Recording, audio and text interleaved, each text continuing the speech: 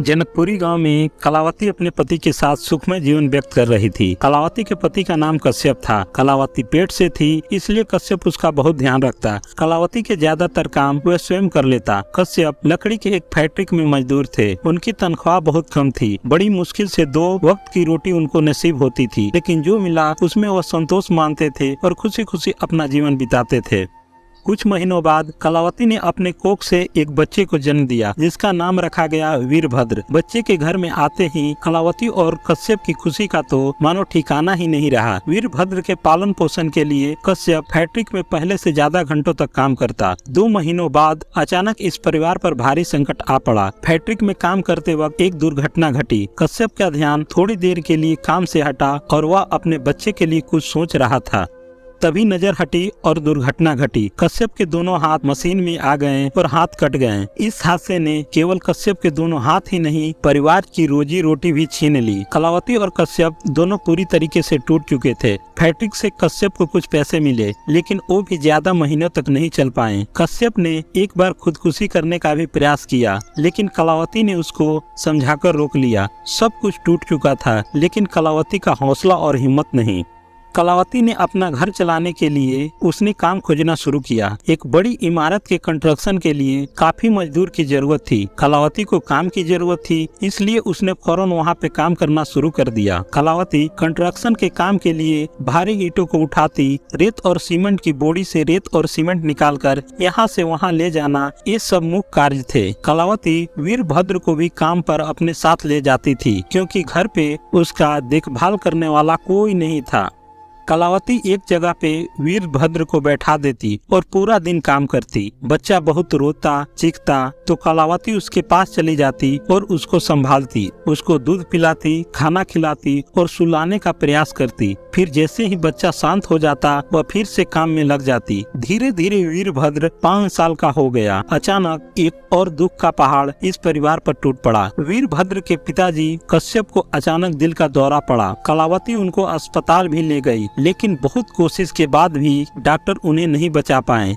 इस घटना के बाद कलावती के सिर से अपने पति का साया चला गया और वीरभद्र के सिर से अपने पिता का। कलावती ने हार नहीं मानी। उसने अपने बच्चे की परवरिश में कोई कमी नहीं रखी। वीरभद्र अभी छोटा था, इसलिए बहुत जिद करता। माँ मुझे एक खिलौना चाहिए, माँ मुझे एक खाना है, दिला दो ना। माँ कई बार स्वयं भूखी रहती, लेकिन वीरभद्र को पेट भरकर खाना खिलाती। माँ खुद अपने शौक पूरे नहीं कर पाती, लेकिन अपने बच्चे के सारे शौक पूरे करती।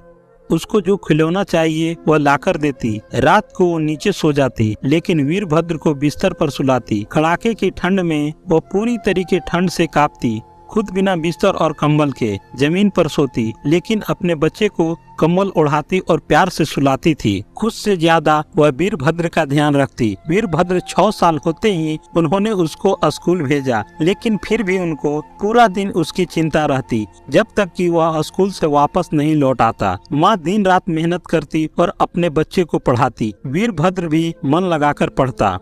धीरे धीरे वीरभद्र बड़ा होता गया। उच्च अभ्यास के लिए माँ ने उसको कॉलेज भेजा। कुछ सालों के बाद वही बेटा बड़ा होकर एक बहुत बड़ा चित्रकार बना और उसने पूरे राज्य और देश में बहुत नाम कमाया। एक बार एक सम्मान समारोह में वीरभद्र को बुलाया गया। वहाँ पे किसी ने उसको पूछा, आप इतने बड़े चित्रकार कैसे बने? आपकी सफलता के पीछे का रहस्य क्या है? मेरी माँ ने मुझे सफल बनाया। आज मैं कामयाब हुआ हूँ तो सिर्फ उनकी वजह से। उन्होंने कितने कष्ट, कितनी पीड़ा, कितने दुख सहकर मुझे बड़ा किया। मेरी हर एक जिद पूरी की।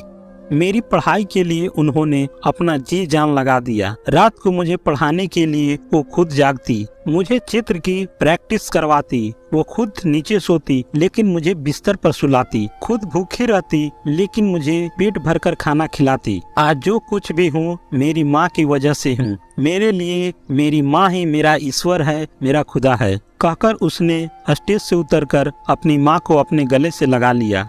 सम्मान समारोह पूरा होते ही वीरभद्र अपनी माँ को एक तोहफा दिखाने ले गया, जो उसने अपनी माँ के लिए खरीदा था। वीरभद्र ने अपनी माँ की आंखों पर पट्टी बांधी थी। जब पट्टी खोली तब माँ के सामने एक खूबसूरत घर था। वीरभद्र ने कहा, माँ अब से हम इस घर में रहेंगे। फिर कुछ सालों तक माँ और वीरभद्र खुशी और आनंद से उस घर में रहने लगे। माँ को तकलीफ न हो इसलिए उन्होंने एक नौकर भी रख लिया। नौकर घर के सारे काम में माँ का हाथ बटाता और माँ का ध्यान रखता। वीरभद्र भी काम से घर आने के बाद माँ की सेवा में लग जाता। माँ का पैर दबाता, सिर दर्द करता तो वहाँ पर भी मालिश कर देता और उनको अपने हाथों से खाना खिलाता। माँ की हर एक जरूरत को पूरा करता जो उनको चाहिए।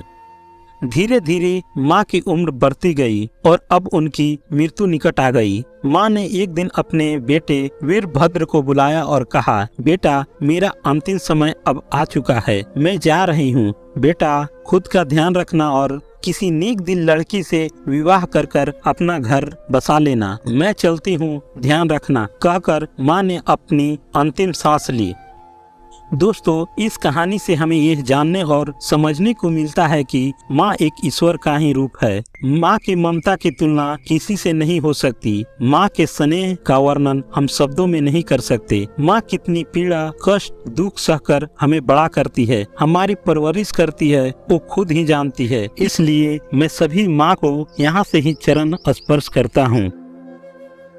तो दोस्तों, यह थी हमारी आज की कहानी। आपको कैसी लगी और क्या कहना आपको इस कहानी के बारे में कमेंट करके हमें जरूर बताएं। वीडियो को लाइक कर दीजिए और इस तरह की कहानियां देखने और सुनने के लिए हमारे चैनल को सब्सक्राइब करके घंटी को दबाकर ऑल पर सेट कर लीजिए ताकि आने वाली वीडियो का नोटिफिकेशन आपके पास तुरंत पहुंचे। मैं मिलता हूं आपसे अगली वीडियो में, तब तक के लिए धन्यवाद।